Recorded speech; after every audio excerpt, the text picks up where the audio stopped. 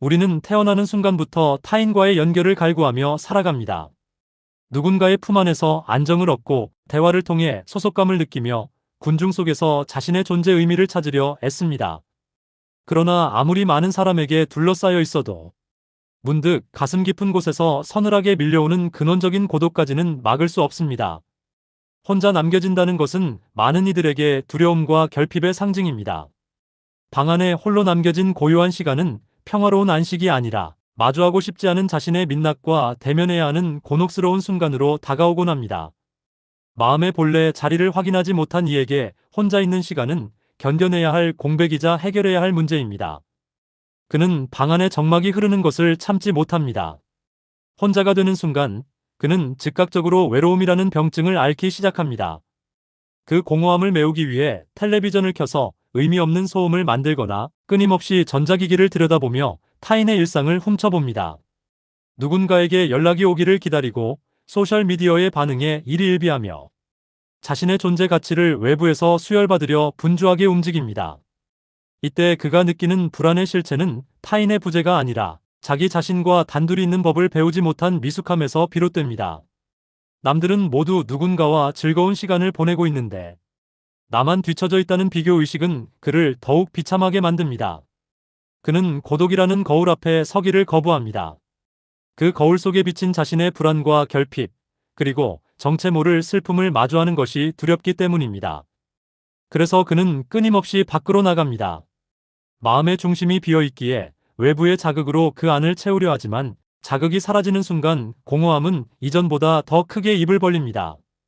그는 사람들 사이에서도 여전히 외로워하며 혼자일 때는 그 외로움에 압사당할 것 같은 공포를 느낍니다. 그의 삶은 타인의 시선이라는 마약을 찾아 헤매는 중독자의 행로와 닮아 있습니다. 그는 홀로 있는 시간을 자기 비하의 시간으로 사용합니다. 아무도 보는 이가 없을 때 그는 평소보다 더 가혹하게 자신을 심판합니다.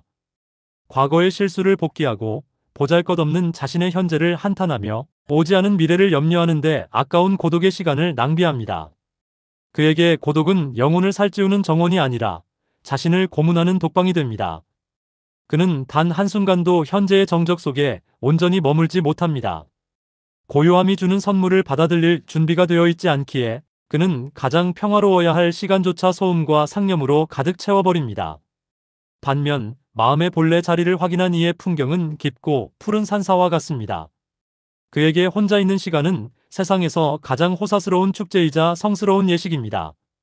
그는 홀로 남겨졌을 때 비로소 안도의 숨을 내쉽니다. 타인의 기대에 부응하려 썼던 수많은 가면들을 내려놓고 오직 자신의 본질과 마주할 수 있는 자유를 얻었기 때문입니다. 그는 방 안의 정적을 소음으로 덮으려 하지 않습니다. 오히려 그 고요함을 연인처럼 반기며 그 속에 깊이 침잠합니다. 그는 외로움과 고독의 차이를 명확히 이해합니다. 외로움은 타인이 없어서 느끼는 결핍이지만 고독은 자기 자신으로 충분하기에 누리는 충만함입니다. 그는 혼자 있을 때 비로소 자신의 내면에서 울려 퍼지는 작은 소리들에 귀를 기울입니다. 자신의 호흡이 내는 리듬, 몸의 미세한 감각, 그리고 구름처럼 흘러가는 생각의 결들을 다정하게 관찰합니다. 그에게 고독은 자신을 돌보고 가꾸는 치유의 시간입니다. 그는 혼자서 차를 마시거나 책을 읽으며 그 행위 속에 깃든 전 우주적인 연결감을 경험합니다. 타인이 옆에 없어도 그는 결코 고립되어 있지 않음을 압니다. 창밖의 나무와 교감하고 방 안으로 스며드는 햇살과 대화하며 자신의 존재가 우주라는 거대한 생명체의 일부임을 온몸으로 감각하기 때문입니다. 그는 고독 속에서 창조적인 지혜를 길러냅니다. 밖을 향해 흩어졌던 마음의 에너지를 안으로 모아 자신의 근원을 비추는 빛으로 삼습니다. 그는 홀로 있는 시간을 통해 세상의 파도에 휩쓸리지 않는 단단한 중심을 세웁니다. 고독을 정면으로 통과해본 자만이 타인과 건강하게 연결될 수 있음을 그는 잘 알고 있습니다. 스스로 충만하기에 그는 타인에게 무언가를 구걸하거나 집착하지 않습니다. 그는 혼자일 때 완벽하게 독립적이며 함께일 때 진정으로 조화롭습니다. 그의 평온은 타인의 유무에 따라 흔들리는 가벼운 것이 아니라 자신의 존재 깊은 곳에서 솟아나는 샘물과 같습니다. 이러한 태도는 그의 존재감을 맑고 투명하게 만듭니다. 그는 홀로 있어도 외로워 보이지 않고 오히려 곁에 있는 사람들에게 평온한 기운을 전해줍니다. 그는 침묵 속에서 더 많은 것을 말하며 부재 중에도 더 깊은 존재감을 남깁니다. 고독의 축복을 아는 사람은 타인의 비난이나 칭찬에도 초연해집니다. 이미 자신의 내면에 무너지지 않는 성소를 지니고 있기 때문입니다. 그는 삶의 모든 순간을 고독이라는 배경 위에 그려지는 아름다운 무늬로 여깁니다. 우리는 이제 깨달아야 합니다. 당신이 그토록 두려워하는 고독은 당신을 해치려 온 적이 아닙니다. 그것은 당신이 누구인지, 당신의 진짜 고향이 어디인지를 알려주기 위해 찾아온 친절한 안내자입니다. 타인의 소음에서 벗어나 당신의 내면에 깃든 침묵의 소리를 들으십시오. 그 침묵 속에 세상 모든 지혜와 평화가 숨어 있습니다. 혼자라는 사실은 결핍이 아니라 당신이 온 우주를 품을 수 있는 광활한 여백이 생겼음을 의미합니다. 당신의 방에 찾아온 정적을 서둘러 지우려 하지 마십시오. 그 고요함 속에 가만히 앉아 당신의 숨소리를 친구 삼아 머무르십시오.